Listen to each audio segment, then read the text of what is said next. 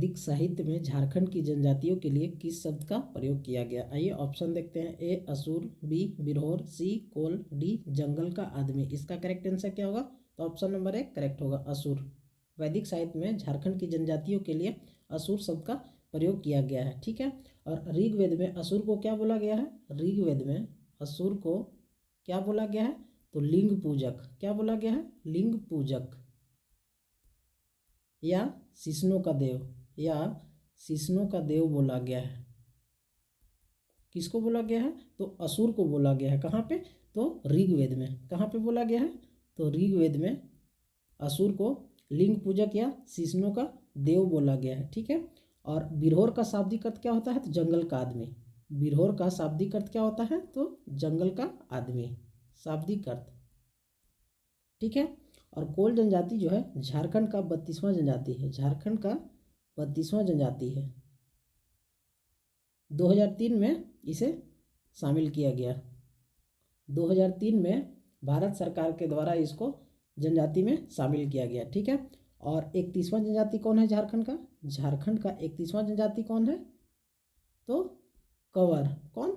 कंवर जनजाति जो है झारखंड का 31वां जनजाति है। इसको कब शामिल किया गया जनजाति में? तो इसको भी 2003 में जनजाति में शामिल किया गया है। ठीक है। अब नेक्स्ट क्वेश्चन की ओर बढ़ते हैं। जायसी द्वारा पद्मावत में झारखंड को किस नाम से जाना गया? आइए ऑप्शन देखते हैं। ए झारखंड, बी छोटा नागपुर, सी किलोना सुकलाना, डी कुकुट लाड। इसका करेक्ट आंसर क्या होगा? तो ऑप्शन नंबर 1 करेक्ट होगा। जायसी द्वारा पद्मावत में झारखंड को किस नाम से जाना गया है? तो झारखंड के नाम से ही जाना गया है। ठीक है।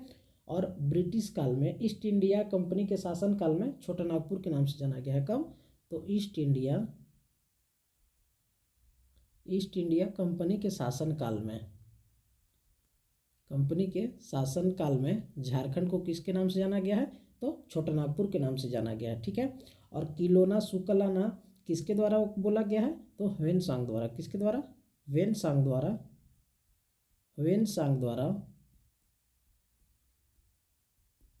झारखंड को क्या बोला गया है? किलोना सुकलाना। ठीक है। और कुकुट लाड किसके द्वारा बोला गया है? तो फाहियान द्वारा। किसके द्वारा?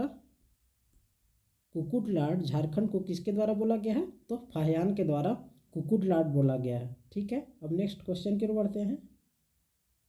सीतागढ़ पहाड़ झारखंड के किस जिले में स्थित है? आइए ऑप्शन देखते हैं। ए हजारीबाग, बी पलामू, सी धनबाद, डी गुमला। इसका करेक्ट आंसर क्या होगा? तो ऑप्शन नंबर 1 करेक्ट होगा। हजारीबाग में जो है सीतागढ़ पहाड़ स्थित है। और सीतागढ़ पहाड़ से यहाँ से भगवान बुद्ध की 4 आकृतियों वाला स्तूप मिला है। 4 आकृति वाला स्तूप मिला है। किसका? तो भगवान बुद्ध का। भगवान बुद्ध का 4 आकृति वाला स्तूप मिला है। यहाँ से प्राप्त बौद्ध विहार का उल्लेख जो है फाहियान द्वारा किया गया है। फाहियान द्वारा उल्लेख किया गया है। किसका? तो यहाँ से प्राप्त बौद्ध विहार का उल्लेख, बौद्ध विहार का उल्लेख किसके द्वारा किया गया है? तो फाहियान के द्वारा किया गया है। ठीक है। और पलामू में मूर्तिया गांव स्थित है। कौन सा? मूर्तिया गांव पलामू में स्थित है। और हनुमांड गांव भी, कौन सा गांव? हनुमांड गांव भी पलामू में स्थित है। ठीक है।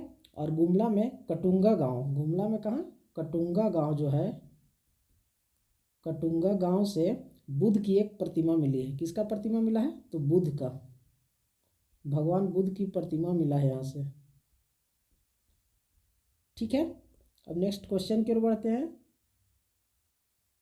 शाह शुजा के संदर्भ में कौन सा कथन सत्य है? आइए देखते हैं ऑप्शन। ए शाह शुजा जो था शाहजहां का पुत्र था, बी यह बंगाल और उड़ीसा का गवर्नर था, और सी इसने, यहाँ पे क्या लिख लीजिएगा, इसने राजमहल को अपनी राजधानी बनाया था, डी उपर्युक्त सभी। इसका करेक्ट आंसर क्या होगा?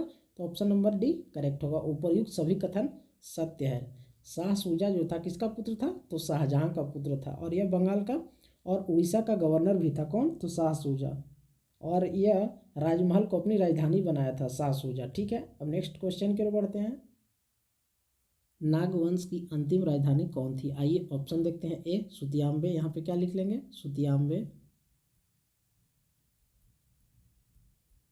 बी रातूगढ़, सी चुटिया, डी खुखरा। इसका करेक्ट आंसर क्या होगा? तो ऑप्शन नंबर बी करेक्ट होगा। नागवंश की अंतिम राजधानी कौन था? तो रातूगढ़। इसके संस्थापक कौन है? तो उदयनाथ सहदेव इसके संस्थापक है। कौन है संस्थापक? तो उदयनाथ सहदेव। ठीक है। और नागवंश का प्रथम राजधानी कौन था? सुतियाम्बे।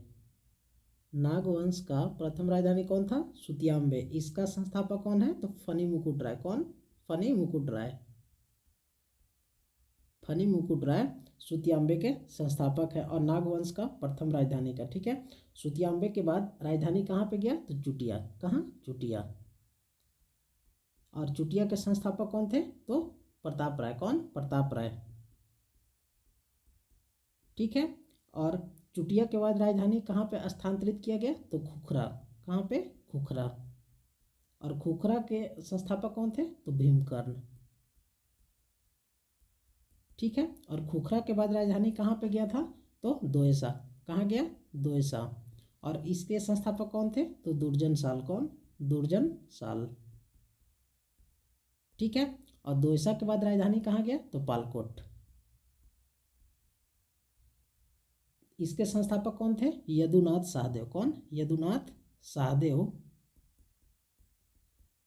पालकोट के संस्थापक थे। ठीक है। और पालकोट के बाद राजधानी कहाँ पे स्थानांतरित हुआ? तो पालकोट भौरो। कहाँ पे? पालकोट भौरो। इसके संस्थापक कौन थे? तो जगन्नाथ सहदेव। कौन? जगन्नाथ सहदेव। ठीक है। और पालकोट भौरो के बाद राजधानी कहाँ स्थानांतरित हुआ? तो रातूगढ़। रातूगढ़। इसके संस्थापक कौन हुए? तो उदयनाथ सहदेव। उदयनाथ सहदेव। ठीक है। तो ये नागवंश का राजधानी का क्रम है, इसको अच्छे से याद कर लीजिएगा। ठीक है। अब नेक्स्ट क्वेश्चन की ओर बढ़ते हैं। पलामू के चेरो वंश का स्थापना किसने की? आइए ऑप्शन देखते हैं। ए भागवत राय, बी मेदिनी राय, सी प्रताप राय, डी सहबल राय। इसका करेक्ट आंसर क्या होगा? तो ऑप्शन नंबर एक करेक्ट होगा। भागवत राय ने पलामू के चेरो वंश का स्थापना किए थे। ठीक है। कब किए थे? तो 1572 ईस्वी में। कब? 1572 ईस्वी में भागवत राय पलामू के चेरो वंश का स्थापना किए थे। ठीक है। और मेदिनी राय के शासनकाल को क्या बोला जाता है? तो चेरो शासन का स्वर्णिम युग। क्या बोला जाता है? चेरो शासन का स्वर्णिम युग बोला जाता है। स्वर्णिम युग बोला जाता है। ठीक है। और मेदिनी राय को क्या बोला जाता है? न्यासी राजा की संज्ञा दिया गया है इनको। न्यासी राजा का संज्ञा। ठीक है। और मेदिनी राय नए किले का निर्माण किए थे। नए किले का निर्माण। ठीक है। और प्रताप राय जो थे पुराने पलामू किले का निर्माण किए थे। ये पुराने पलामू किले का निर्माण प्रताप राय के द्वारा किया गया था। और नए पलामू किले का निर्माण किसके द्वारा किया गया था? तो मेदिनी राय के द्वारा। सविनय अवज्ञा आंदोलन के प्रचार प्रसार के लिए हजारीबाग जेल में बंद रामवृक्ष बेनीपुरी ने कौन सा हस्तलिखित पत्रिका निकाली? आइए ऑप्शन देखते हैं। ए कैदी, बी कारागार, सी ए एवं बी दोनों, डी इनमें से कोई नहीं। इसका करेक्ट आंसर क्या होगा? तो ऑप्शन नंबर ए करेक्ट होगा। कैदी नामक हस्तलिखित पत्रिका निकाली थी। किसने? तो रामवृक्ष बेनीपुरी ने। ठीक है। और कारागार नामक पत्रिका किसने निकाला था? तो महामाया प्रसाद सिन्हा। महामाया प्रसाद सिन्हा तथा भवानी दयाल सन्यासी के द्वारा। सन्यासी के द्वारा। महामाया प्रसाद सिन्हा तथा भवानी दयाल सन्यासी के द्वारा कारागार नामक पत्रिका निकाला गया था, जो कि हस्तलिखित था। ठीक है। अब नेक्स्ट क्वेश्चन की ओर बढ़ते हैं। यूनाइटेड झारखंड पार्टी का गठन कब किया गया? आइए ऑप्शन देखते हैं। ए 1948, बी 1950, सी 1954, डी 1965। इसका करेक्ट आंसर क्या होगा?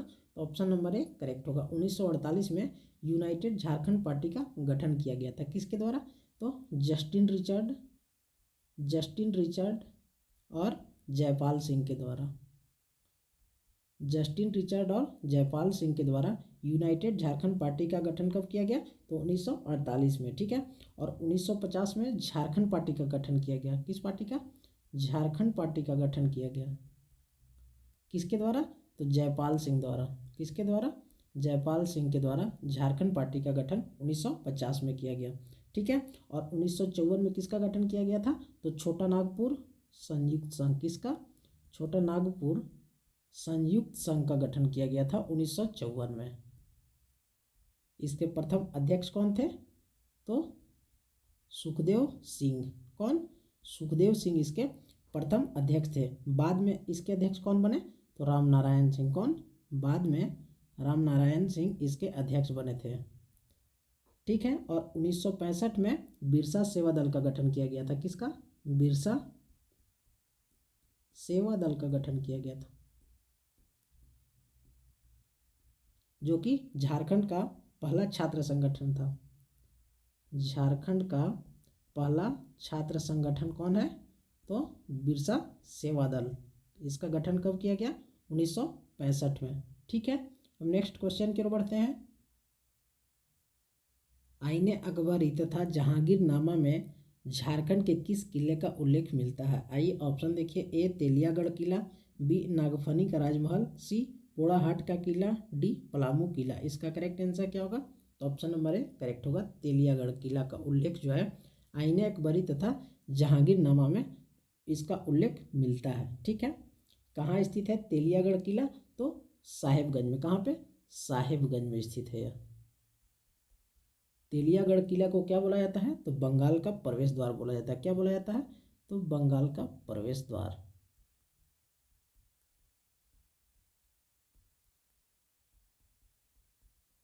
प्रवेश द्वार बोला जाता है किसको? तो तेलियागढ़ किला को बंगाल का प्रवेश द्वार बोला जाता है, ठीक है। और नागफनी का राजमहल कहाँ पे स्थित है? तो सिसई गुमला में।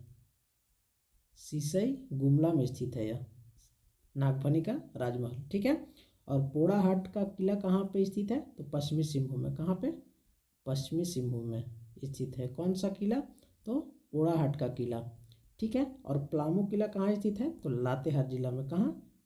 लातेहार जिला में पलामू किला स्थित है, ठीक है। अब नेक्स्ट क्वेश्चन की ओर बढ़ते हैं। किस नृत्य में हथियार वीर रस तथा कालीभंग श्रृंगार रस को प्रतिबिंबित किया जाता है? ये ऑप्शन देखते हैं। ए पाइका नृत्य, बी छऊ नृत्य, सी कर्मा नृत्य, डी झूमर नृत्य। इसका करेक्ट आंसर क्या होगा? तो ऑप्शन नंबर बी करेक्ट होगा, छऊ नृत्य, ठीक है। और छऊ नृत्य का प्रारंभ कहाँ से हुआ है? तो सरायकेला से। कहाँ से? सरायकेला से इसका प्रारंभ हुआ है, ठीक है। और कैसा नृत्य है? तो पुरुष प्रधान नृत्य है। कैसा नृत्य है? पुरुष प्रधान नृत्य है छऊ नृत्य, ठीक है। और यह झारखंड का सबसे प्रसिद्ध लोक नृत्य है। सबसे प्रसिद्ध लोक नृत्य कौन है? तो छऊ, ठीक है। और वर्ष 2010 में छऊ नृत्य को वर्ष 2010 में क्या किया गया है? तो इसको यूनेस्को द्वारा विरासत नृत्य में शामिल किया गया है। वर्ष 2010 में इसको विरासत नृत्य में शामिल किया गया है। किसके द्वारा? तो यूनेस्को के द्वारा, ठीक है। और झूमर नृत्य कैसा है? तो स्त्री प्रधान नृत्य है यह। स्त्री प्रधान नृत्य है झूमर नृत्य, ठीक है। और पाइका नृत्य जो है, पाइका नृत्य या पुरुष प्रधान नृत्य है। कैसा नृत्य है? पुरुष प्रधान नृत्य है पाइका नृत्य। और यह जो है युद्ध नृत्य है एक प्रकार का। पाइका नृत्य जो है यह युद्ध नृत्य है। यह युद्ध नृत्य है। कौन सा नृत्य? तो पाइका नृत्य, ठीक है। और पाइका नृत्य जो है इसमें नर्तक जो है सैनिक वेश धारण करके नृत्य करते हैं। सैनिक वेश धारण करके, सैनिक वेश धारण करके नृत्य करते हैं। कौन? तो पुरुष, ठीक है। अब नेक्स्ट क्वेश्चन की ओर बढ़ते हैं। हो भाषा हेतु बारंगचीती नामक लिपि का विकास किसने किया? आइए ऑप्शन देखिए। ए लोका बोदरा, बी रघुनाथ मुर्मू, सी सुंदरा मुर्मू, डी इनमें से कोई नहीं। इसका करेक्ट आंसर क्या होगा? तो ऑप्शन नंबर ए करेक्ट होगा। लोका बोदरा ने बारंगचीती नामक लिपि का विकास किया, ठीक है, जो कि हो भाषा के लिए है, ठीक है। और रघुनाथ मुर्मू जो हैं ये किस लिपि का विकास किए हैं? तो ओल चिकी लिपि का। किस लिपि का? ओल चिकी लिपि का विकास किए। किस भाषा के लिए? तो संथाली भाषा के लिए। किस भाषा के लिए? संथाली भाषा के लिए। ठीक है, अब नेक्स्ट क्वेश्चन की ओर बढ़ते हैं। झारखंड के किस भाषा को सादरी एवं गवारी के नाम से जाना जाता है? आइए ऑप्शन देखिए। ए भोजपुरी, बी नागपुरी, सी उर्दू, डी मगही। इसका करेक्ट आंसर क्या होगा? तो ऑप्शन नंबर बी करेक्ट होगा। नागपुरी को सादरी एवं गवारी के नाम से जाना जाता है। ठीक है, अब नेक्स्ट क्वेश्चन की ओर बढ़ते हैं। मुंडारी भाषा का पहला व्याकरण मुंडारी ग्रामर का प्रकाशन किसके द्वारा किया गया? आइए ऑप्शन देखिए। ए नोटरोट, बी जेसी विटली, सी रामदयाल मुंडा, डी जगदीश त्रिगुनायत। इसका करेक्ट आंसर क्या होगा? तो ऑप्शन नंबर ए करेक्ट होगा। ए नोटरोट के द्वारा मुंडारी ग्रामर का प्रकाशन किया गया। ठीक है, और जेसी विटली द्वारा लिखित पुस्तक का नाम क्या है? तो मुंडारी प्राइमर। क्या? मुंडारी प्राइमर। ठीक है, और रामदयाल मुंडा द्वारा लिखित पुस्तक का नाम क्या है? तो मुंडारी टूड कोठारी। मुंडारी टूड कोठारी। ठीक है, और जगदीश त्रिगुनायत द्वारा लिखित पुस्तक का नाम क्या है? तो मुंडारी लोक कथाएं। क्या है? मुंडारी लोक कथाएं जो है यह पुस्तक कौन लिखे हैं? तो जगदीश त्रिगुनायत। ठीक है, अब नेक्स्ट क्वेश्चन की ओर बढ़ते हैं। निम्न में से कौन छत्तीसगढ़ के सीमा को स्पर्श नहीं करता है? क्या? स्पर्श नहीं करता है। स्पर्श नहीं करता है। आइए ऑप्शन देखते हैं। ए लोहरदग्गा, बी सिमडेगा, सी गुमला, डी लातेहार। इसका करेक्ट आंसर क्या होगा? तो ऑप्शन नंबर ए करेक्ट होगा। लोहरदगा जिला जो है छत्तीसगढ़ के सीमा को स्पर्श नहीं करता है। बाकी ये 3 जिले छत्तीसगढ़ के सीमा को स्पर्श करते हैं। ठीक है, और लोहरदगा और खूंटी, लोहरदगा और खूंटी ये ऐसे 2 जिले हैं झारखंड के जो किसी अन्य राज्य की सीमाओं को स्पर्श नहीं करता है। स्पर्श नहीं करता है।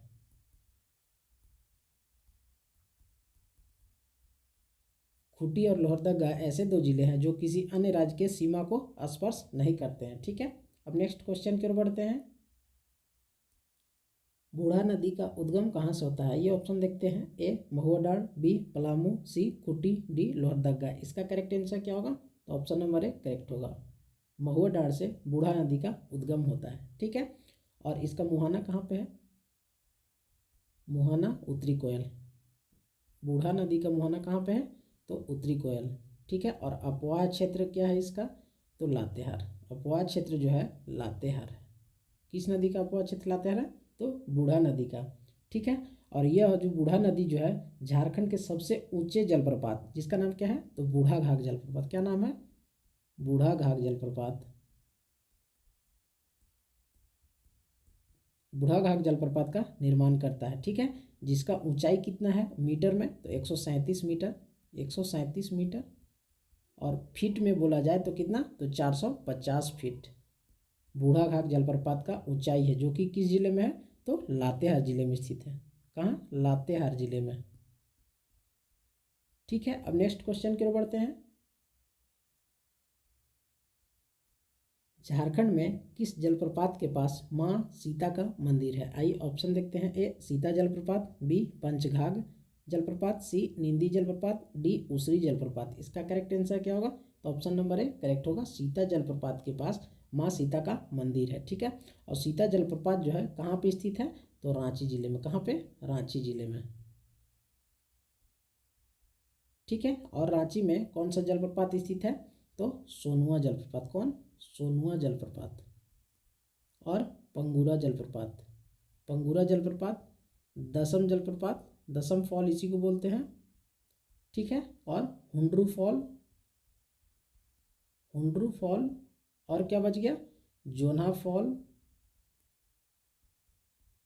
इतने जलप्रपात रांची में स्थित है, इसीलिए झरनों का शहर बोला जाता है रांची को। क्या बोला जाता है? झरनों का शहर बोला जाता है। किसको? तो रांची को। ठीक है, और पंचघाघ जलप्रपात कहाँ पे स्थित है? तो खूंटी जिले में। किस जिले में? खूंटी जिले में पंचघाघ जलप्रपात स्थित है। ठीक है, और निंदी जलप्रपात कहाँ पे स्थित है? तो लोहरदगा जिले में। कहाँ पे? लोहरदगा जिले में निंदी जलप्रपात स्थित है। और लोहरदगा में कौन सा जलप्रपात स्थित है? तो घरघरिया जलप्रपात। घरघरिया जलप्रपात कहाँ है? तो ये भी लोहरदगा में है। ठीक है। और उसरी जलप्रपात कहाँ पे है? उसरी जलप्रपात कहाँ पे है? तो गिरिडीह में। उसरी जलप्रपात गिरिडीह जिले में स्थित है। ठीक है। अब नेक्स्ट क्वेश्चन की ओर बढ़ते हैं। किस मिट्टी का अन्य नाम रेगुर मिट्टी है? रेगुर मिट्टी है, रेगुरु नहीं, रेगुर। ठीक है। आइए ऑप्शन देखते हैं। ए लाल मिट्टी, बी काली मिट्टी, सी लेटेराइट मिट्टी, डी रेतीली मिट्टी। इसका करेक्ट आंसर क्या होगा? तो ऑप्शन नंबर बी करेक्ट होगा। काली मिट्टी का अन्य नाम जो है क्या है? रेगुर मिट्टी। ठीक है। और काली मिट्टी का निर्माण जो है किसके अपक्षयन से हुआ है? तो बेसाल्ट के अपक्षयन से। बेसाल्ट के अपक्षयन से काली मिट्टी का निर्माण हुआ है। बेसाल्ट के अपक्षयन से काली मिट्टी का निर्माण हुआ है। और काली मिट्टी में पानी पड़ने पर यह चिपचिपा हो जाता है। कैसा हो जाता है? चिपचिपा हो जाता है। ठीक है। और इस मिट्टी में लौह चूना और मैग्नीशियम तथा एल्यूमिना का मिश्रण पाया जाता है। ठीक है। अब नेक्स्ट क्वेश्चन की ओर बढ़ते हैं।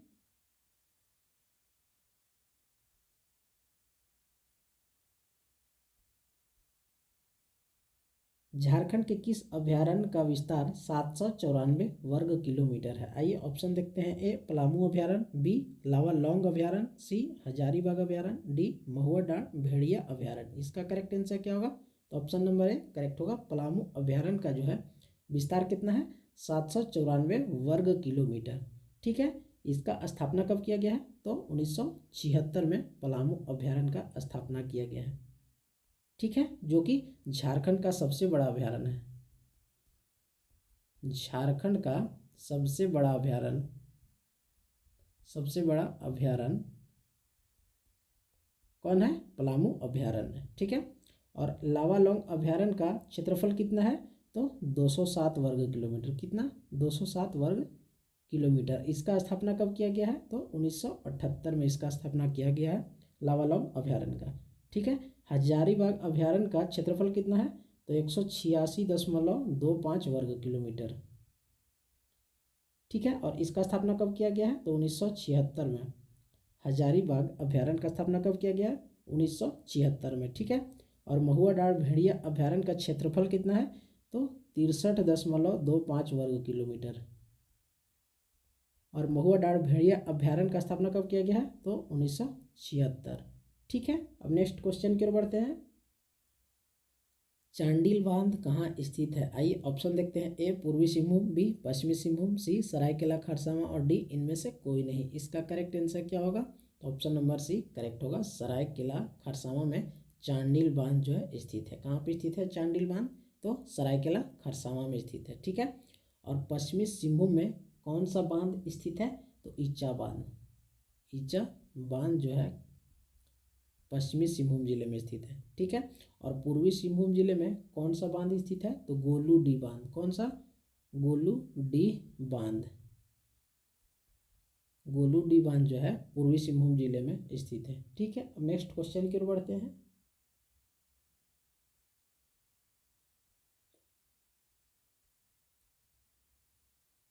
आकांक्षा योजना के संदर्भ में कौन सा कथन सत्य है? आइए ऑप्शन देखते हैं।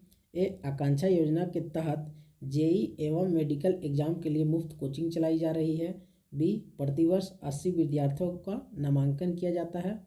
सी आगामी वित्तीय वर्ष से 240 विद्यार्थियों का नामांकन प्रस्तावित है तथा नामांकन मेरिट आधारित होगा। और ऑप्शन डी उपर्युक्त सभी। इसका करेक्ट आंसर क्या होगा? उपर्युक्त सभी कथन सत्य है। ठीक है। अब नेक्स्ट क्वेश्चन की ओर बढ़ते हैं। Champion change of award 2019 Jharkhand से किसे सम्मानित किया गया? आइए ऑप्शन देखते हैं। ए हेमंत सोरेन, बी गीता कोड़ा, सी ए एवं बी दोनों, डी इनमें से कोई नहीं। इसका करेक्ट आंसर क्या होगा? तो ऑप्शन सी करेक्ट होगा। ए एवं बी दोनों। हेमंत सोरेन और गीता कोड़ा को चैंपियन चेंज ऑफ अवार्ड 2019 से सम्मानित किया गया है। ठीक है। अब नेक्स्ट क्वेश्चन की ओर बढ़ते हैं।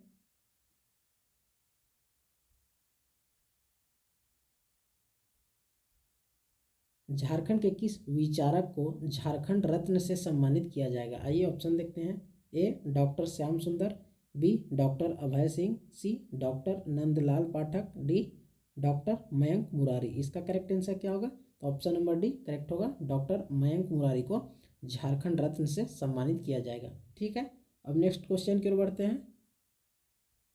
ऑपरेशन ट्राइडेंट झारखंड के किस जिले में शुरुआत की गई है? आइए ऑप्शन देखते हैं। ए रांची, बी सरायकेला खरसावां, सी ए एवं बी दोनों, डी खूंटी। इसका करेक्ट आंसर क्या होगा? तो ऑप्शन नंबर सी करेक्ट होगा, ए एवं बी दोनों। रांची एवं सरायकेला खरसावां जिले में ऑपरेशन ट्राइडेंट का शुरुआत किया गया है। ठीक है, अब नेक्स्ट क्वेश्चन की ओर बढ़ते हैं।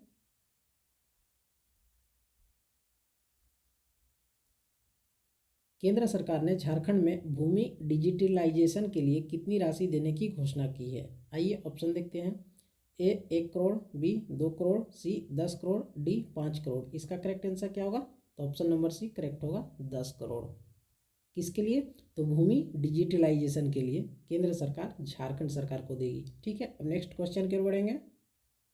झारखंड के कितने जिलों में पशु एम्बुलेंस सेवा की शुरुआत की जाएगी? आइए ऑप्शन देखते हैं। ए 24, बी 18, सी 12, डी 8। इसका करेक्ट आंसर क्या होगा?